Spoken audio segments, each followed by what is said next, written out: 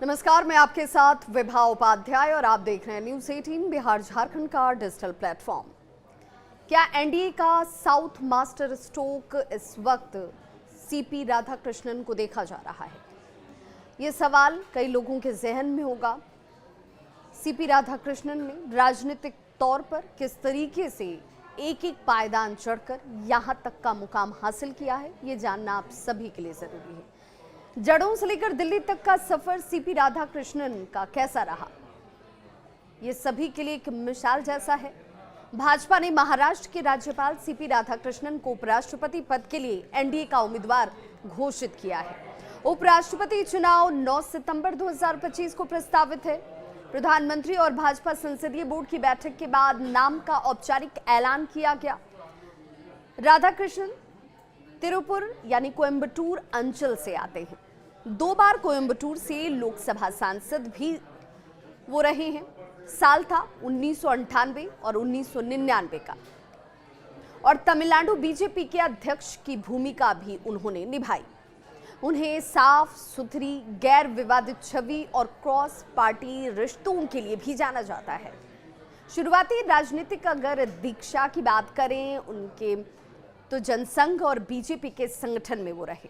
आगे चलकर झारखंड के राज्यपाल, यानी कि वो साल था फरवरी 2023 का, और जुलाई 2024 तक वो राज्यपाल की भूमिका में रहे। फिर महाराष्ट्र के राज्यपाल बनते हैं 31 जुलाई 2024 से।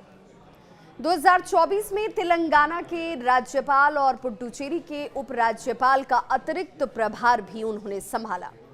बीबीए ग्रेजुएट, सादगी और जनसंपर्क के लिए अपनी खास पहचान रखते हैं राधाकृष्णन।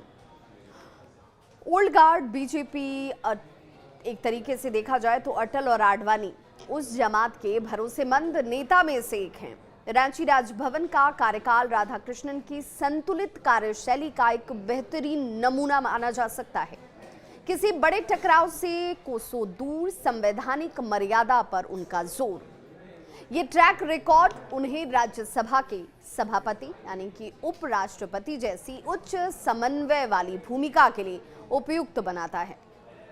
अभी क्यों एनडीए के लिए ये बहुत मायने रखता है, ये जानना भी जरूरी है। तो जानकार कहते हैं कि 2026 के तमिलनाडु विधानसभा चुनाव से पहले तमिल मूल के सर्वमान्य नेता को राष्ट्रीय संवैधानिक पद देने का संदेश भी साफ है।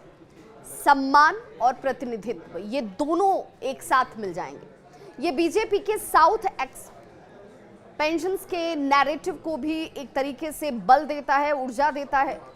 पश्चिम की बात करें तो तमिलनाडु यानी कांगू क्षेत्र जहां से वो आते हैं, वहां पर बीजेपी का सापेक्ष जो है वो मजबूत आधार है। राधाकृष्णन गौंडर समुदाय से आते हैं।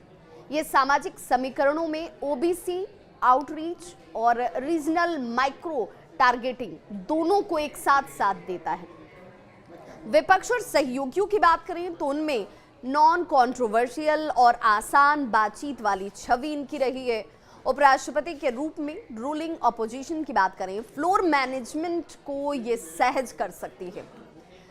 जगदीप धनखड़ के इस्तीफे के बाद से एनडीए ने तुलनात्मक रूप से समन्वयी और समावेशी चेहरा आगे कर टकराव से संवाद की ओर इशारा किया है कि भाई किसी तरह का कोई टकराव ना हो और बातचीत और सौहार्द के साथ एक नाम पर सभी की सहमति हो जाए। प्रधानमंत्री नरेंद्र मोदी के शब्दों में राधाकृष्णन का काम वंचितों के सशक्तिकरण पर केंद्रित रहा है। ये एनडीए के समावेशी विकास के संदेश की प्रतिध्वनि भी है। उपराष्ट्रपति का चुनाव सांसद अब होता कैसे है वो भी महत्वपूर्ण हो जाता है।